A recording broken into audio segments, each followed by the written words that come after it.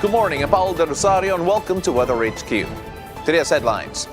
President Marcos with Meralco President Manny Pangilinan led the groundbreaking of what is considered the largest integrated solar and battery storage facility in the world. The $4 billion project in a 3,500-hectare land from Nueva Ecija to Bulacan is expected to supply clean energy to 2.4 million households when it is complete. An atmospheric river impacted Washington state, causing widespread power outages and road disruptions, resulting in at least 2 deaths and 2 injuries.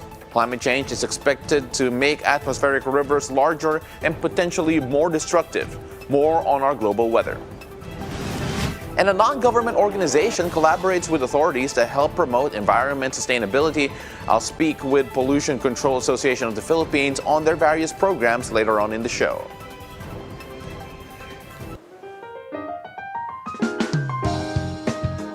Well, taking a look at the local weather, there are still 2 weather systems that continue to affect the country today.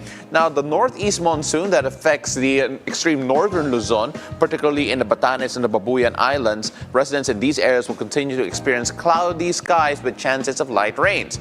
Now, the northern part of the country will also experience cool weather, but the rest of the country will continue to have hot weather conditions. Now, this is due to the easterlies. Now, the easterlies affect the residents in southern Leyte, Caraga, the Davao region.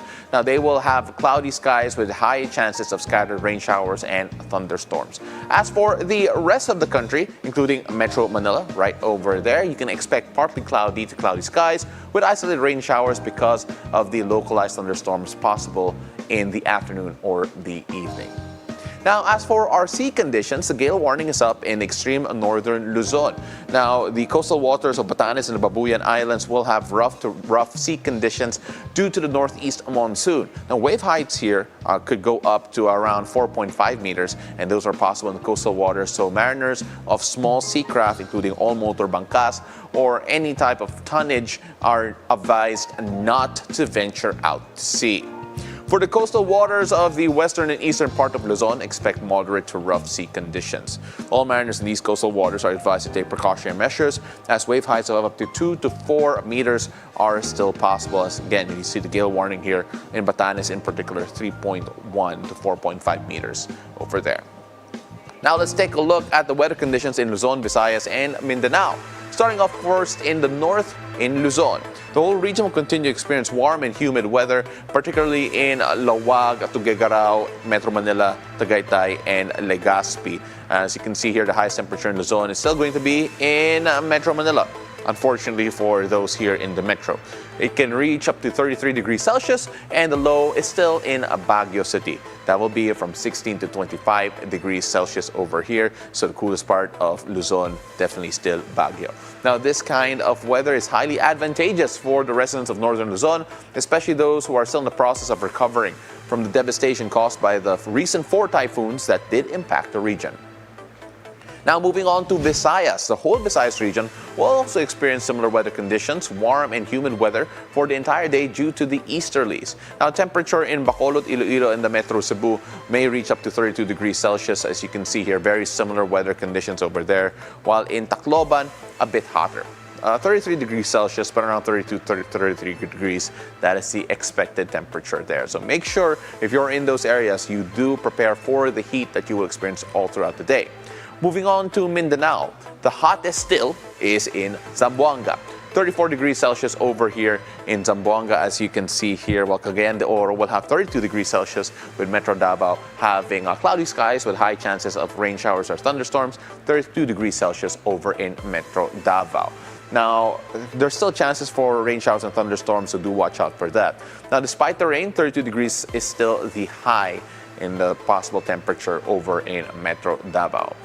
Once again, thank goodness it's Friday. Let's take a look at how the weather will impact your weekend plans. Let's take a look at the 3-day weather forecast coming from Pag-asa. Starting off first in Metro Manila, expect fair weather conditions this weekend until Monday. Temperatures ranging from 25 degrees Celsius to around 33 degrees Celsius. That will be on Saturday. And of course, Sunday and Monday, similar weather conditions there with a bit of a higher floor here for Monday. Now, those who already got their Christmas bonus may enjoy going to shopping malls with free air conditioning. Magpalamig po kayo. On Monday, good weather is also expected there. So do enjoy the weather while it is as fair as it is here. Now, moving on to the Queen City of the South, let's take a look at Metro Cebu. Same weather conditions are expected with the next 3 days. Now, the 3-day temperature here could go up to 32 degrees Celsius, Saturday, Sunday, and Monday. So not much difference there. Now, with this hot weather, why not visit the Cebu Ocean Park? The Oceanarium offers indoor exhibits, and they also have a cool aquanaut experience. Now, it's perfect to take a break from the heat, so wag lang kayong magpalamig doon. Go and enjoy and learn as well. Let's go down to Metro Davao. You can expect cloudy skies with rain showers and thunderstorms this weekend due to the intertropical convergence zone. Now, better stay at home and rest for the coming work week because as you can see here, weather may be a bit wet and a bit gloomy in that area. But don't worry because the rains won't last. Come Monday, you can go to work because the sun will show up again for the start of the week. 32 degrees Celsius going to be the heat here, the high here. And remember, it will still stay around 32 degrees Celsius, 25 to 32 degrees Celsius, despite the rainy weather that you may experience in Metro Davao. Up next, I'll speak with the Pollution Control Association of the Philippines about their programs on environment sustainability. Stay tuned. You're watching WeatherHQ.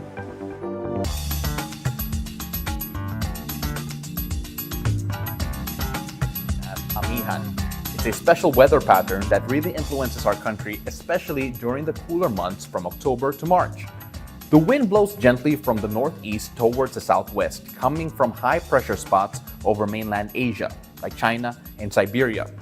These winds then make their way to low-pressure areas over the Pacific Ocean. Now, when Amihan arrives, it brings refreshing, cooler temperatures, especially to the northern and central parts of the Philippines. That's why December to February are often the coolest months of the year, making the weather really pleasant. Now, let's talk about the perks of Amihan. For agriculture, the cooler and drier weather is a welcome change from the hot and rainy days. It helps our crops thrive, especially in regions that experience heavy rainfall during the wet season. As for tourism, the cool temperatures during Amihan make it a fantastic time to explore popular spots. Baguio, Tagaytay, famous highland areas that are great for their inviting weather during the season. That's the reason why a lot of visitors come in from near and far to enjoy the weather there.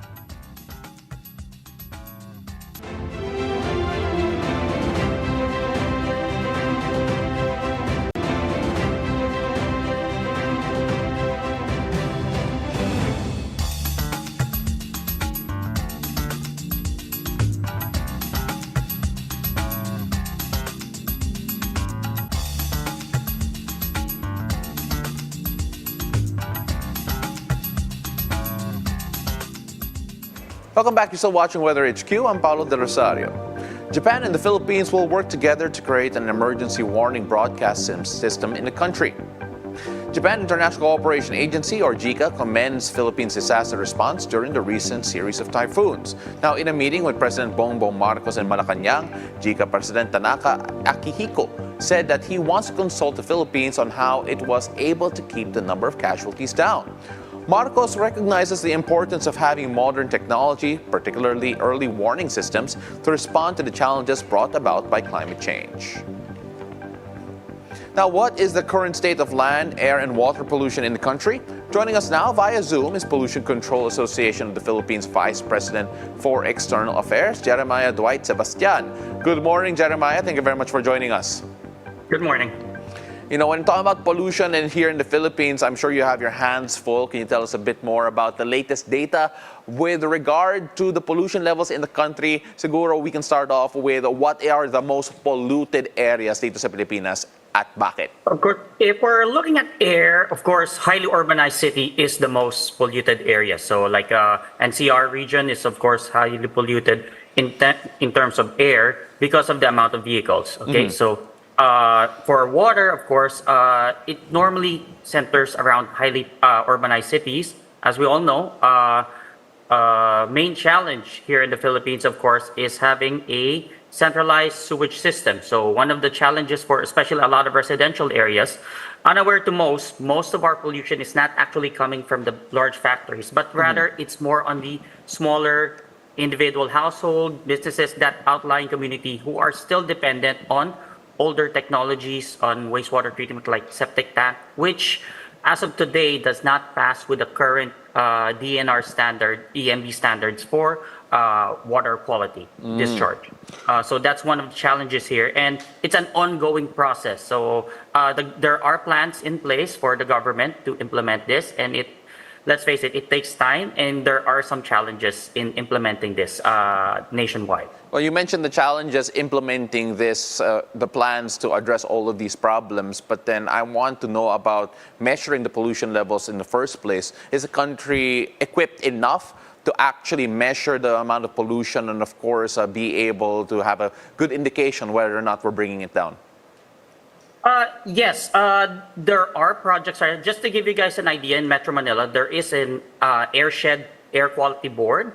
So that group actually are composed of different cities in NCR, and there are efforts now to put sensors all around the city. So there were previous iteration of this program, so even way back in the 90s, but now individual cities are doing their own sensors, and the point now is how to centralize it, put it in a network, and eventually we'll create a standard and hopefully a warning system. So in a sense, similar to the plan, but just imagine this: if the area is polluted, you'll be advised to wear those masks. The same mask we used during the pandemic, if you guys notice, there's a marking typically there that's PM 2.5. Those masks were actually designed for air pollution, not really the medical mask. So that, they call it the fish type sometimes, the holding mask, those types. Jeremiah, of course, there are people who try to be more aware about the pollution that they are causing, and there actually have been laws to penalize those polluters. I remember especially there was a time when there was a crackdown on smoke belchers in the metro in particular. Do we have any national laws that can penalize polluters, and is that a real deterrent, or does it really focus on the LGUs and how they implement their own local ordinances? The Clean Air Act itself is a pretty strong law. And to be honest, the main challenge for LGU, let's face it, for the government, mostly like DNR with its regulation arm EMB, they regulate a lot the companies. Okay, so they do the inspection and everything. There are inspectors. So I think you guys can see what happened with Boracay when they put the extra effort to regulate those cases. But for smoke belching vehicle, typically that falls under the LGU. Now, they do have units going around monitoring those smoke belchers, and they do have those schedules, and they do have targets to update regularly. But the challenge always with all these regulation is, of course, the volume. So there's way too many people, too many others. So it's the number of monitoring equipment that will be the challenge. It's the number of but you can reduce that by proper maintenance, so screening them. So there are programs like for public utility vehicles. One of the reasons why they want individual jeepney drivers to form cooperatives, so that there would be someone, ideally, like in our group, the pollution control officer, can actually monitor and make sure that the vehicles are actually properly maintained and within the emission standards. So those programs are ongoing, and of course, I think we all know through history there is pushbacks regularly because, of course, there is a added cost in their operation. Now, obviously, you mentioned the programs that are already being implemented both by the government, both by LGUs. But for your organization, the PCAPI, what are the specific programs that you guys are doing to help minimize the pollution? Of course, how can we encourage our viewers now to take part in that mission? Okay, for our case, main point for us is capacity building. So one of our key programs is the Pollution Control Officer Training Program. So this is actually a government mandated position. So for a lack of the modern term for this is probably the Environmental Compliance Officer. So that program, we make sure that the participants are properly trained. Now, for LGUs, we realize that no matter how much capacity building you do for the private industry, you do need to capacitate the LGUs. So what we do right now is we actually have a free training program for local government unit. So they only have to apply to us. We'll schedule it and put them together with the LG private industries training program. So they would be integrated. They would see the point of view of both how companies would implement it. In their point of view, also, they need to see that these are the laws and these are the challenges. Because one thing I noticed, LGUs are there, they want to work. The problem is they don't know how. Sometimes it's linking how to connect public-private partnerships. That's one thing. Then also we do have other programs like recognizing different programs and innovations done by different companies. So the key point here is sharing those information, telling people that we can actually do it, that there are ways to make this viable, and it doesn't always mean expense. Sometimes you can actually save money or save resources in the long run. For example, some companies now are treating their wastewater enough that you can reuse those wastewater back for other functions. So it depends on the process, of course, and normally it's used for secondary gray water functions. Jeremiah, there's so much we can learn from you and your organization. Thank you very much for all the good work that you're doing. And of course, hopefully we can have you again soon to talk more about this issue, because it is a very big one for sure. Maraming salamat. Thank you very much for joining us this morning. Thank you. That was Pollution Control Association of the Philippines Vice President for External Affairs, Jeremiah Dwight Sebastian. Now, world news later on, a volcano near Iceland's capital erupts, prompting the evacuation of a nearby fishing village and tourist site. The details after the break. Keep it here. You're still watching BNC, the Bilyonaryo News Channel.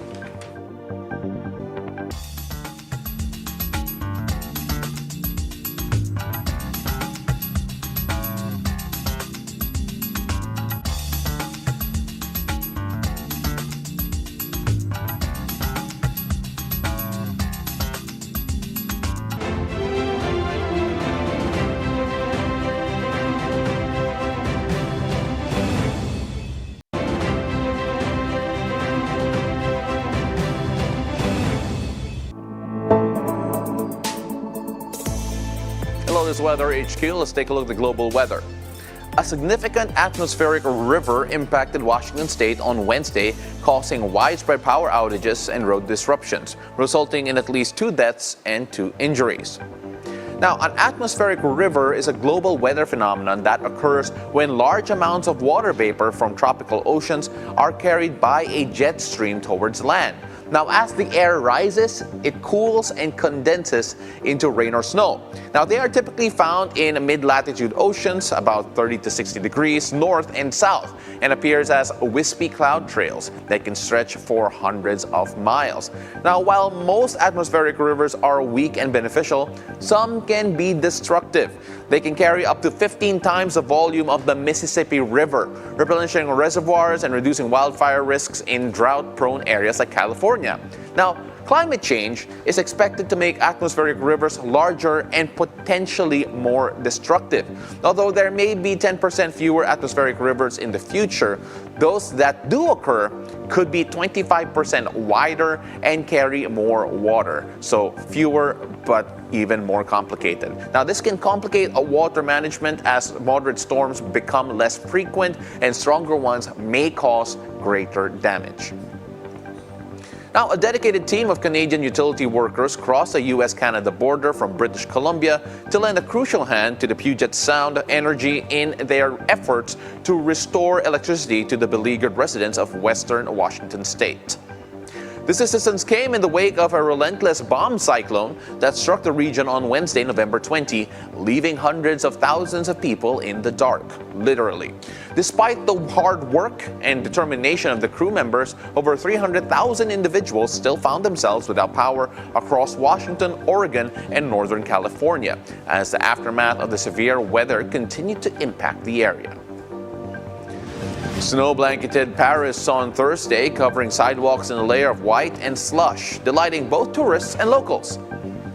In the Montmartre district in northern Paris, the steps leading to the Sacré-Cœur Basilica was adorned by snow, while tourists dressed in winter attire snapped selfies, admiring the panoramic views of the city's snow-covered rooftops. The snowfall ceased by Thursday afternoon. However, 31 French departments, similar to counties, are under an orange alert for snow today, spanning areas from Brittany and Normandy in the north to the Paris region, southern suburbs, as well as Burgundy, parts of eastern France, and the southern French Alps.